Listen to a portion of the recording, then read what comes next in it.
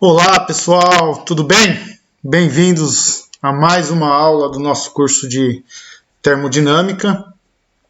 Hoje nós vamos estar iniciando um assunto novo, que é o assunto referente à teoria cinética molecular dos gases ideais, mais especificamente dos gases ideais.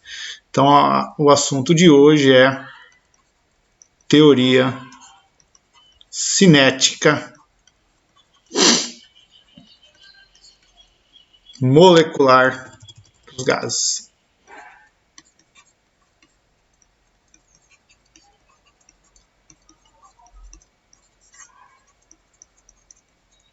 Agora, por que estudar a teoria cinética molecular dos gases? Bom, o estudo da termodinâmica ele está sempre relacionando ou correlacionando as observações que nós fazemos de algumas grandezas. Por exemplo, a termodinâmica ela consegue relacionar qual é o efeito do calor e durante um processo a pressão constante ou a volume constante em uma transformação de fase. Mas ela não consegue dizer, por exemplo, como é a influência da pressão com a minha molécula. Então, a teoria termodinâmica ela consegue fazer asserções sobre as propriedades de como a pressão e o volume influenciam no calor ou no trabalho, por exemplo, mas a termodinâmica por si só, ela não consegue explicar como que o aumento da minha temperatura pode influenciar, por exemplo, no aumento da minha pressão. E isso está relacionado intrinsecamente com a propriedade da matéria. Historicamente, ao longo dos anos, foi-se elaborada a teoria cinética molecular, e toda essa teoria cinética molecular ela vem dos princípios da mecânica newtoniana. Então nós vamos ver que nós vamos utilizar as leis de Newton para poder explicar, por exemplo, como é a dependência da pressão com a temperatura, como é a dependência, por exemplo, do movimento molecular, da energia cinética com a temperatura, né? Mas tem alguns efeitos na termodinâmica da matéria que esse modelo baseado na mecânica newtoniana não consegue explicar. E aí, então, recorre-se a um formalismo muito mais completo, que é o formalismo da mecânica quântica, para poder explicar, por exemplo, a capacidade térmica da matéria com várias moléculas. O modelo simples da teoria cinética não consegue explicar isso. Mas consegue, por exemplo, dar uma luz sobre a distribuição de velocidade das moléculas, sem precisar entrar em muito cálculo, como faz a termodinâmica estatística. Então, alguns conceitos da teoria cinética são muito úteis para o estudo dos conceitos de energia, pressão, temperatura dos nossos gases, e é por isso que nós vamos começar o estudo deles hoje. Então, como todo modelo que se propõe, ele parte de algumas presunções ou algumas suposições. Então, vamos lá. Então, vamos falar aqui das nossas hipóteses. Deixa eu aumentar essa caneta. Então, hipóteses. Para que nós possamos formular a nossa teoria cinética molecular. Primeira hipótese. Em um volume V macroscópico, existe uma quantidade muito grande de moléculas.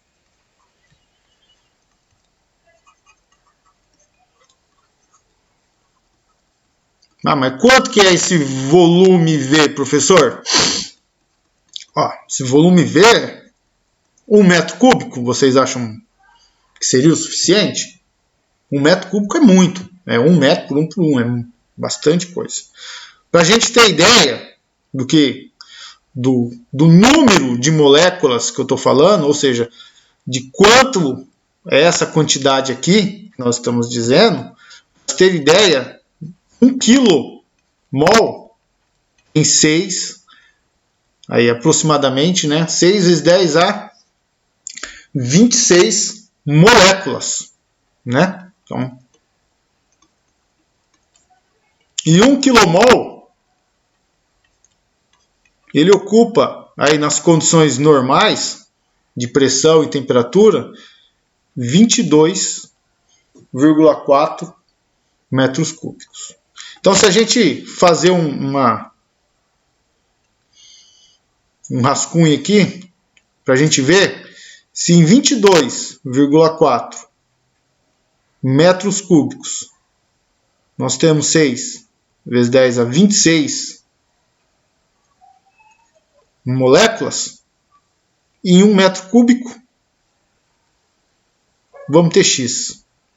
Então aí X, só para a gente compreender, é 6 dividido por 22,4 vezes 10 a 26. Então vamos falar aí de uma maneira muito grosseira. Isso é aproximadamente, sei lá, 10 a 25 moléculas. Poxa, 10 a 25 moléculas é muita coisa. Da mesma forma, a gente pode fazer o mesmo cálculo, por exemplo, então se em 22,4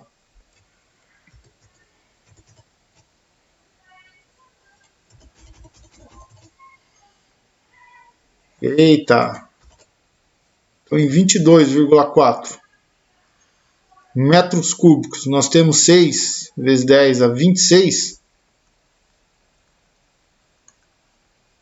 moléculas em 1, olha só, milímetro cúbico. Quantas moléculas nós teremos? N é 6 vezes 10 a 26 dividido por 22,4 vezes 10 a menos 9. O que é 10 a menos 9? 10 a menos 9 é 1 milímetro cúbico. Então é 10 a menos 9 metros cúbicos. Então vamos colocar aí, ó, isso é aproximadamente 10 a 15. Considerando só aí as ordens de grandeza. Então em 1 milímetro cúbico, um espaço muito pequeno, a gente vai ter uma quantidade muito grande de molécula. Então essa primeira hipótese, ela vale para qualquer tipo de gás, pessoal. Ok? Qualquer tipo de gás. Deixa eu apagar isso que ficou muito feio, né? Ok?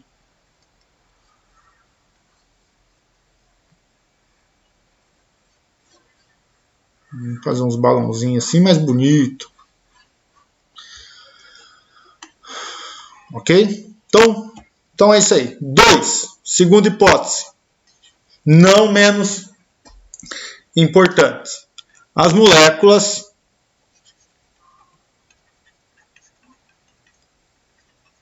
são separadas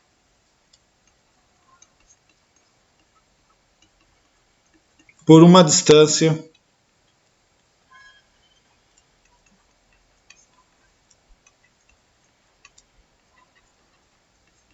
muito maior do que as suas dimensões. O que eu quero dizer com isso? Bom, se eu imaginar que eu tenho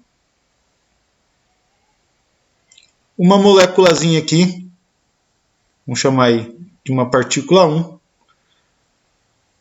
separado de uma distância d, de uma segunda moléculazinha chamada aí de partícula 2, esse tamanho dela, A, é muito menor do que essa distância. Ou seja, então A é muito menor do que a distância D. Tá? Isso daqui é o que nós vamos começar a chamar de partícula pontiforme. Vemos bastante isso no eletromagnetismo e na mecânica newtoniana. Então, é o conceito de partícula pontiforme. 3. Muito importante. As moléculas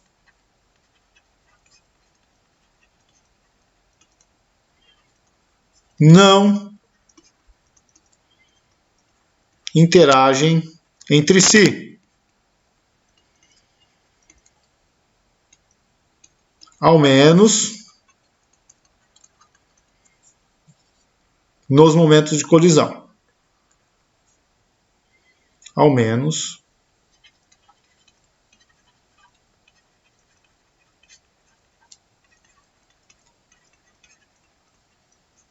nos momentos de colisão. Ou seja, eu tenho duas moléculas aqui, se elas estiverem paradas, elas vão ficar paradas perpetuamente. Por quê? Porque essa molécula não vai exercer força sobre essa.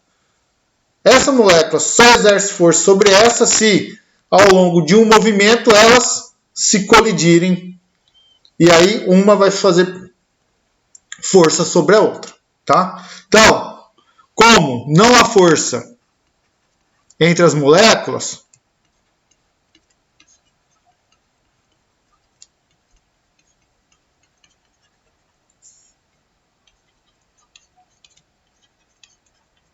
vírgula, estas mantêm o movimento retilíneo.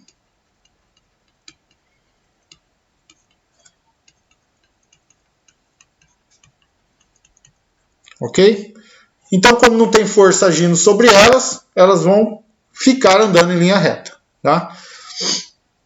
Então, vamos imaginar que eu tenho uma partícula P1 e ela anda em linha reta. Tá?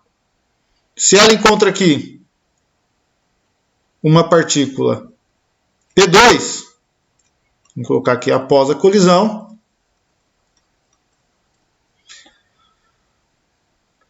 a minha partícula P2 ela passa a ter uma velocidade para alguma direção e a minha partícula P1 passa a ter uma velocidade para qualquer outra direção. Obviamente que eu não estou me preocupando com soma de vetores quantidade de movimento, é apenas um desenho para poder exemplificar a ideia, tá? Mas elas sempre andam em movimento retilíneo. Por quê? Porque uma molécula não sente a presença da outra. Se houvesse essa troca de força entre elas, né, as moléculas não andariam em movimento retilíneo. Ok? 4. Muito importante essa agora. As colisões entre as moléculas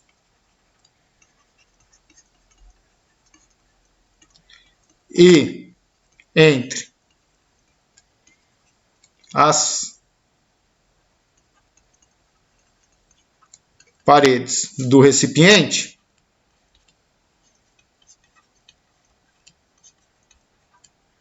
são colisões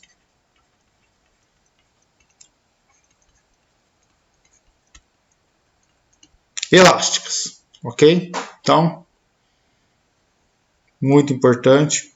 Por que dessa suposição? Bom, quando eu falo que as minhas colisões são colisões elásticas, o que eu estou assegurando aqui é a conservação de energia do meu sistema.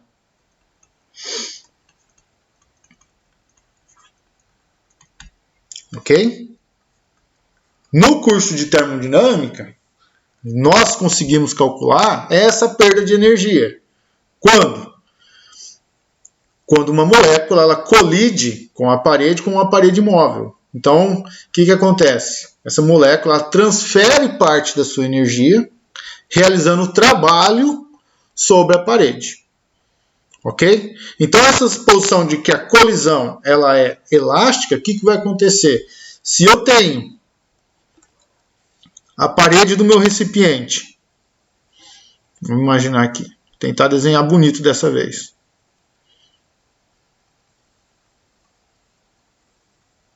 Então, essa daqui é a parede do meu recipiente.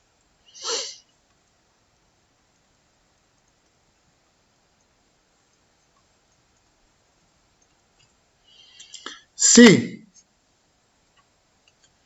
uma partícula, uma molécula, ela chega com um ângulo θ na sua colisão, ela vai ser repelida, vai mudar aí o seu vetor momento, py, mantendo a mesma velocidade, porém agora sentido contrário. Então ela chega no ângulo θ e sai no ângulo θ. Ok? Bom. 5.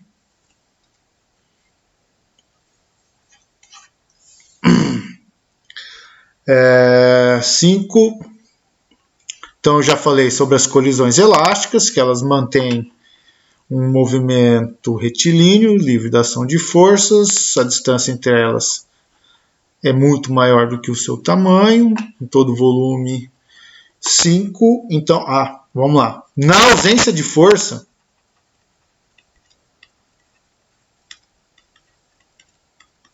e aí eu estou remetendo então à minha hipótese 3, que elas são não interagentes, né? Então, na ausência de força, as moléculas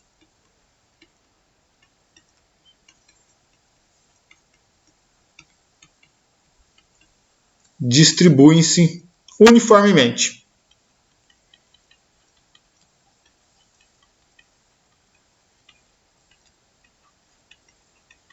sobre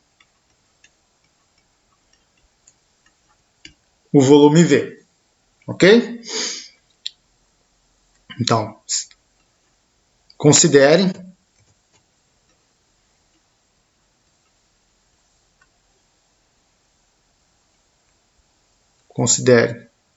vamos chamar assim de um N afrescalhado, que é um Ni.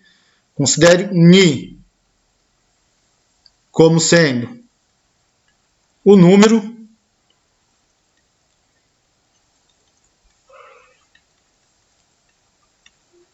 de moléculas N por unidade de volume.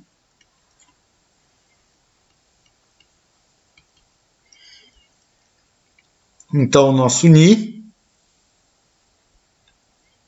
ele é a quantidade de moléculas, o número de moléculas por unidade de volume. Ok? Certo? E aí nós temos uma consequência direta que, para uma distribuição uniforme, então,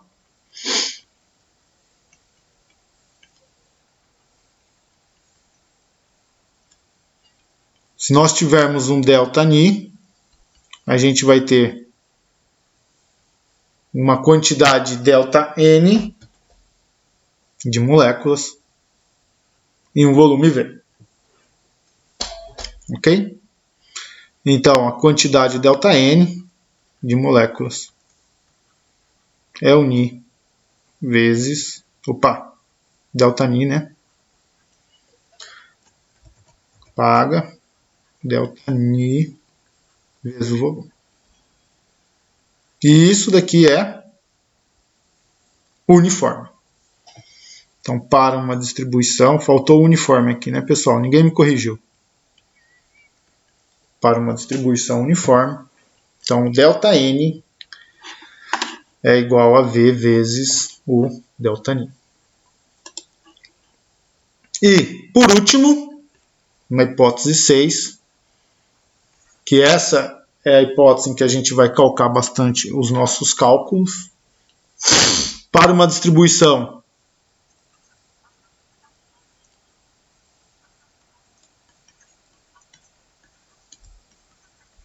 uniforme,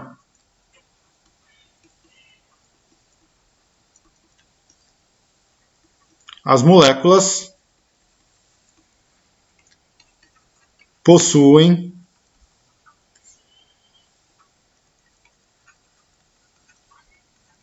velocidades uniformemente distribuídas.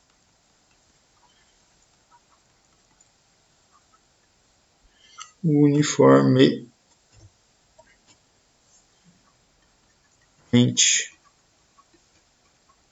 distribuídas. O que eu quero dizer com isso? Bom, vamos lá. Então imagina que eu tenho aqui uma molécula 1.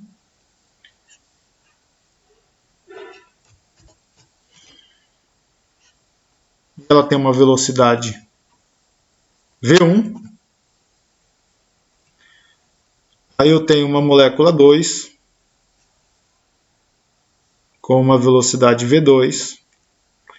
Tenho ainda aqui uma molécula 3 com uma velocidade V3. Uma molécula 4 com uma velocidade V4. Só mais uma, vai. E uma molécula 5 com uma velocidade V5. Como nós falamos que para uma distribuição uniforme, ou seja, todas essas moléculas aqui elas estão distribuídas de uma maneira uniformemente. Então, se eu pegar um volume Vzinho desse lado e pegar um volume, se eu pegar um volume então,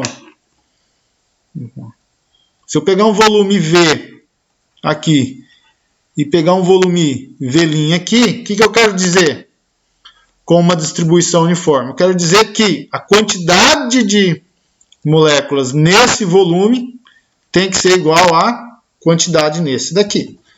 Ok? Aí quando eu falo que as velocidades elas são uniformemente distribuídas, eu quero dizer então que o número de velocidades ao longo dessa direção certamente é igual ao número de moléculas com velocidade distribuídas nessa direção, que é igual a essa, que é igual a essa e que é igual a essa. Okay? Ah, mas como que eu garanto isso? Bom, a gente pode garantir isso pensando no seguinte. Vamos imaginar uma esfera. Deixa eu colocar aqui a esfera que eu fiz.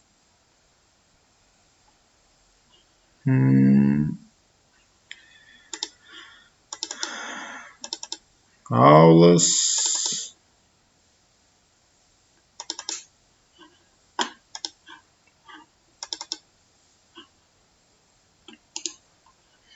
Então, deixa eu copiar. Era para eu já deixar preparado esse engatilhado e esqueci. E vamos dar um paste. Vai, não foi?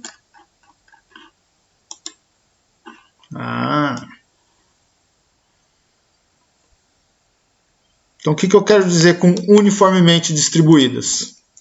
Uniformemente distribuídas, então, o que eu vou querer dizer é o seguinte. Imagina que nós possamos pegar cada uma dessas moléculas aqui e colocar na origem de um sistema esférico, por exemplo. Então, eu vou vir aqui e vou colocar minha velocidade V1. Aqui. Eita.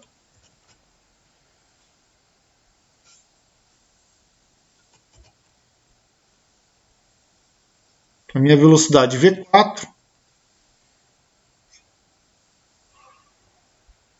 V5. V3.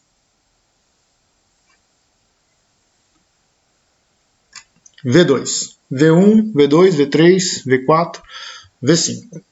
De tal forma que esses meus vetores velocidades, se eles não estão cruzando a minha superfície, a gente pode imaginar uma superfície esférica, então, de tal maneira que o raio dessa esfera englobe todos os meus vetores.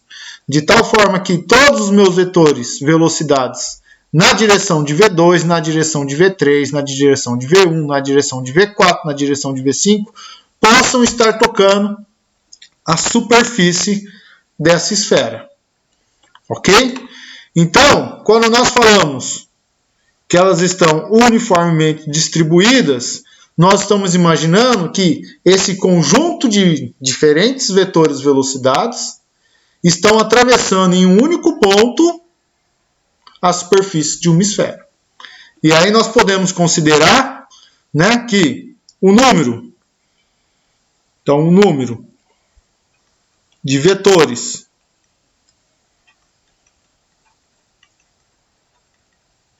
velocidades por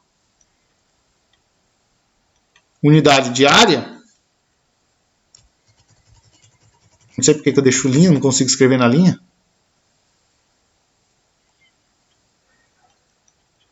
por unidade de área, ele vai ter que ser, então, se eu tenho lá N vetores com velocidade V1, ao longo de uma superfície de raio R1, ou R, simplesmente, então ele tem N dividido por 4πr². Ok? E aí, para uma distribuição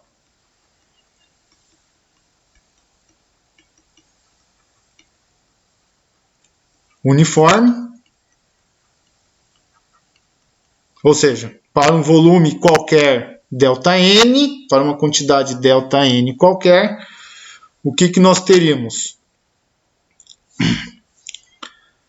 Então, nós teríamos um ΔN para uma unidade de área ΔA, que corresponde a N sobre 4πr². Então, isso é basicamente uma regra de 3. É como se eu estivesse tomando isso como uma constância no meu problema. Isso é sempre constante. Uniformemente, isso daqui é sempre constante. Eu esqueço que o meu mouse não aparece para vocês. Então, isso daqui é sempre constante, né? Uniformemente distribuído. Então, a quantidade, uma variação ΔN em um pedacinho qualquer ΔA vai ter que corresponder a isso daqui. Então, a quantidade qualquer ΔN é N dividido por 4πr² vezes a unidade de área que eu estou analisando. Ok? ΔA.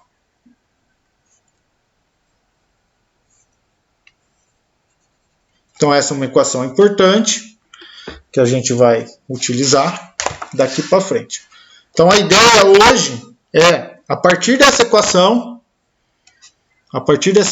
aqui, a gente chegar no número de moléculas ou de partículas, o que quer que seja, tá? Em uma determinada direção com uma determinada velocidade.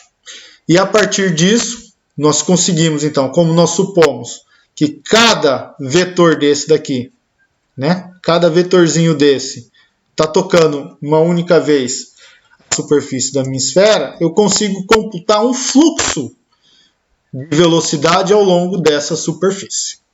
E com esse fluxo, a gente vai conseguir aplicar ele utilizando as leis da mecânica newtoniana e descrever, por exemplo, a pressão do nosso gás.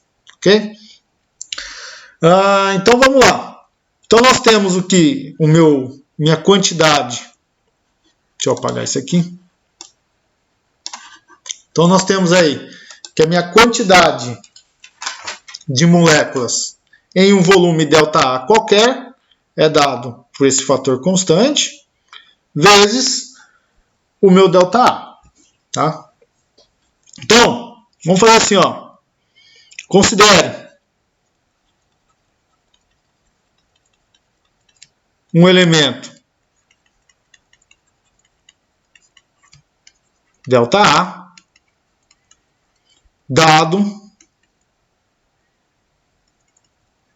pelas pela coordenada polar, né?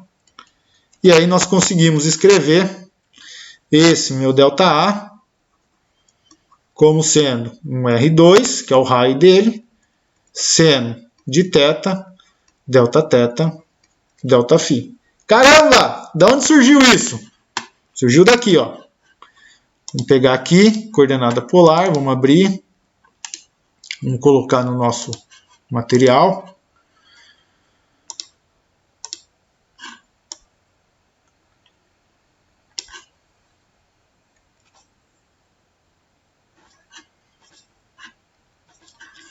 O que eu estou querendo dizer? Olha, então eu vou ter em um elemento ΔA, que é justamente esse quadradinho aqui, ó,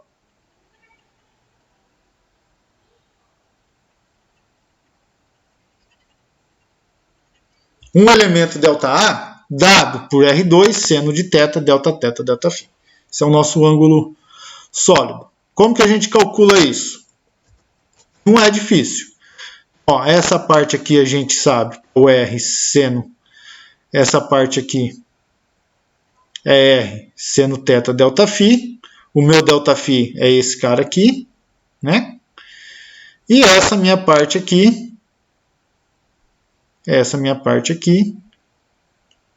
é o R θ, Δθ, que está aqui. E o meu Δθ é esse aqui. Ok? Então você multiplica um pelo outro, é uma área, tá? E aí você chega no valor. Ok? Não é difícil. É só fazer as projeções. Então, a projeção do meu raio ao longo desse meu plano, ela é R cosseno, do meu raio ao longo desse daqui é o R seno, e por aí você vai fazendo, tá? Então, a distribuição ΔN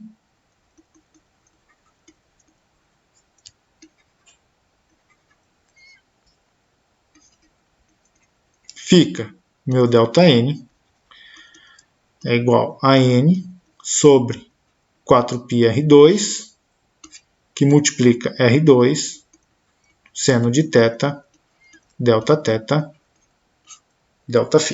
Então, meu ΔN é N sobre 4π, né? A gente pode vir aqui, cancela, dá 1, seno de θ, Δθ, ΔΦ. Ok?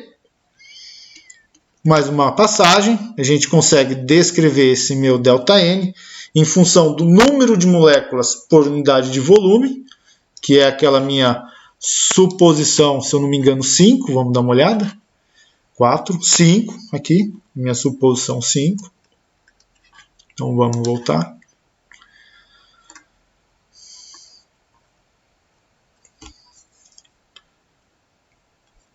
Então eu tenho ΔN igual a N sobre 4π seno de θ, Δθ.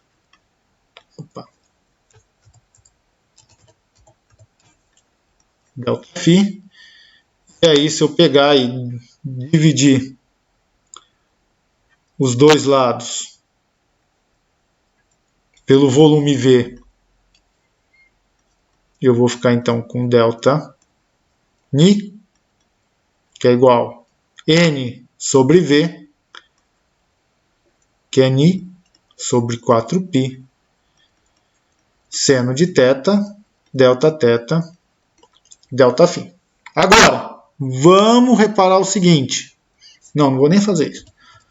Vamos reparar o seguinte. Que número é esse de moléculas por unidade de volume? Aonde eles estão localizados? Esse aqui, né? Que número é esse aqui, ΔNi, de moléculas por unidade de volume? Aonde esse número está localizado na minha figura? Todas essas moléculas aqui, que eu estou considerando na minha última equação, elas vão estar compreendidas num ângulo θ, ou θ mais Δθ, e ao longo de um ângulo φ, mais ΔΦ. Ou seja, para todas as moléculas que estão aqui, ó, justamente aqui, que é um ângulo que compreende φ mais ou menos ΔΦ, ou um ângulo θ mais ou menos Δθ, eu tenho essa quantidade de moléculas por unidade de volume. Ok?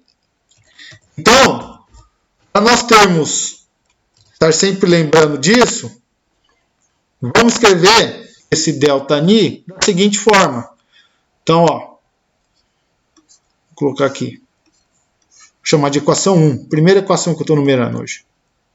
Preguiça de numerar. Então, a equação 01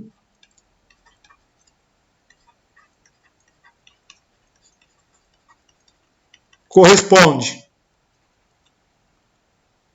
às moléculas por unidade de volume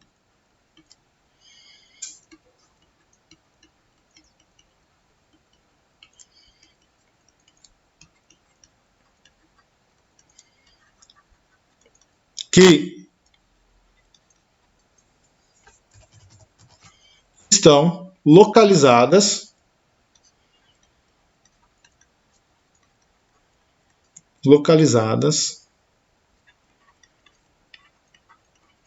nos ângulos θ mais Δθ e φ mais ΔΦ. Para qualquer outra molécula que não esteja dentro desse ângulo, ela não está sendo computada na minha equação 1. Ok? Então vamos reescrever a equação 1. Então, reescrevendo a equação 1. São 01. Com os índices θ e φ para indicar essas moléculas. Que moléculas? As moléculas que estão entre θ mais Δθ e entre φ mais ΔΦ. Ok? Então vamos escrever que é delta.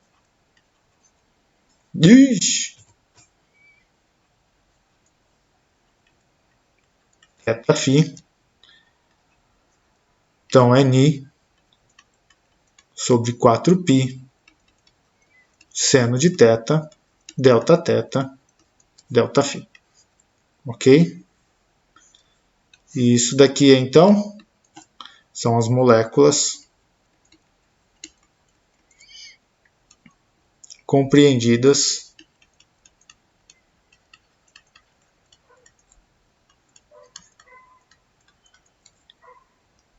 entre θ mais Δθ e φ mais ΔΦ. Ok? Então, essa daqui vamos chamar de equação 02. Bom, mas aí tem o seguinte, está faltando uma grandeza.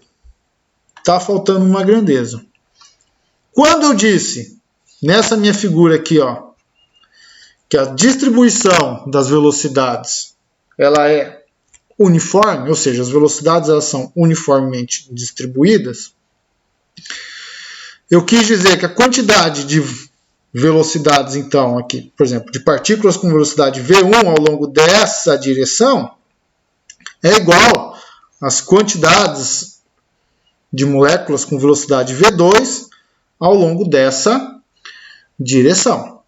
Certo? Então, vamos imaginar, olha só, que a minha equação 2 aqui, ela corresponda, por exemplo, a conjunto de moléculas que tem uma velocidade V1. Obviamente, dentro do nosso gás, cada molécula ela vai ter um valor de velocidade, que a gente pode falar desde zero até não infinito, porque a gente tem um limite de velocidade, mas compreendido entre uma faixa de velocidades muito grandes. Concordam comigo? Mas quando nós estamos pegando apenas uma porção, e essa porção a gente está dizendo que essas porções são distribuídas de uma maneira uniforme, então se eu falo que nesse conjunto V1 fazem parte as minhas moléculas θ e φ, nessa minha equação aqui, eu estou dizendo então que todos os conjuntos, que todo conjunto de molécula, de partícula por unidade de volume com uma velocidade V1 está ao longo de θ e φ. Ou seja, as minhas moléculas, elas podem, por exemplo, estar em um ângulo distribuído num ângulo θ-φ, mas ter uma velocidade V8, uma velocidade diferente das demais. Ok? Então, para essa molécula aqui, que tem uma velocidade diferente da V1, essa minha equação não vai estar computando ela. Então, nessa minha equação aqui, computa apenas as moléculas que estão distribuídas ao longo de uma direção angular θ e φ específica e uma distribuição radial com uma velocidade v específica. E aí, quando nós dissemos isso, que as velocidades vão ter, que as moléculas vão ter uma velocidade específica, opa! O que eu estou querendo dizer é, eu imagino então, que essa minha molécula vá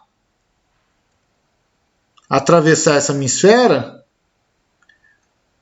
e todas as moléculas que tiverem com uma velocidade V1 mais ΔV vai poder atravessar essa casca esférica.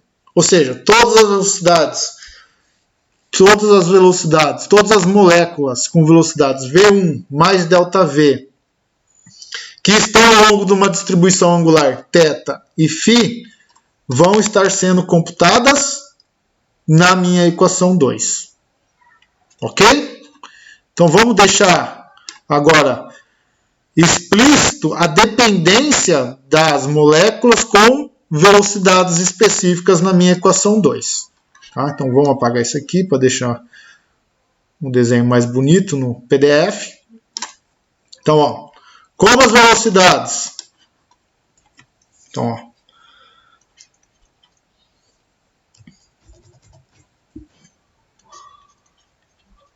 como as moléculas possuem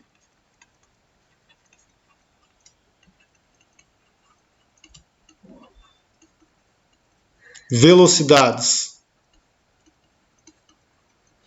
distintas, é necessário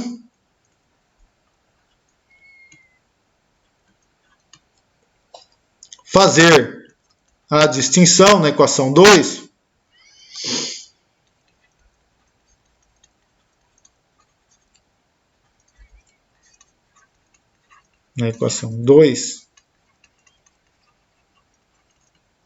de qual número de moléculas, vamos falar assim,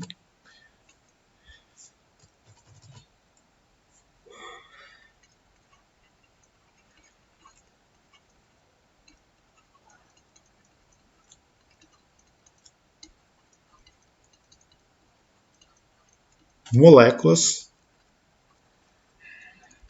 possuem a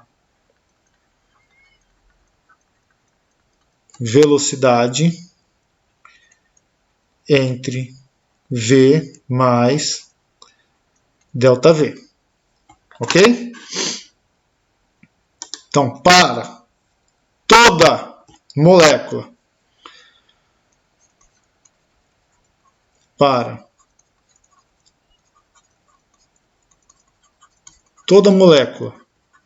com velocidade V mais ΔV ao longo das direções θ mais Δθ e φ mais ΔΦ,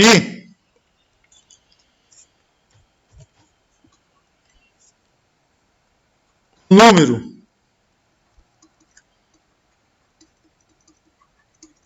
de moléculas por unidade de volume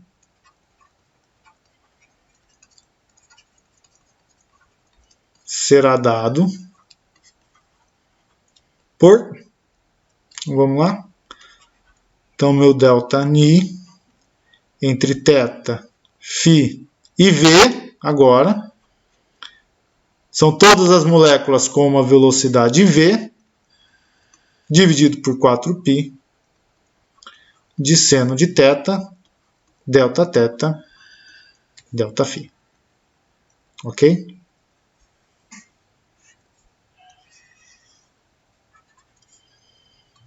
Então essa é a nossa equação 03. E o que ela representa? A distribuição de moléculas com uma velocidade V ao longo da direção θ mais Δθ, φ mais ΔΦ. Ok?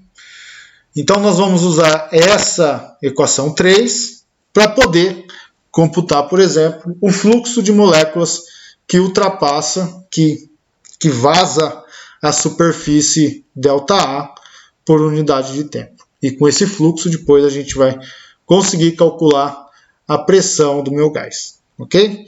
Então nas próximas aulas a gente vai se aprofundar um pouco mais no nosso modelo. Legal? Um grande abraço. Qualquer dúvida, deixa os comentários, deixa o e-mail que eu respondo com o maior prazer. Um abraço, pessoal. Bons estudos.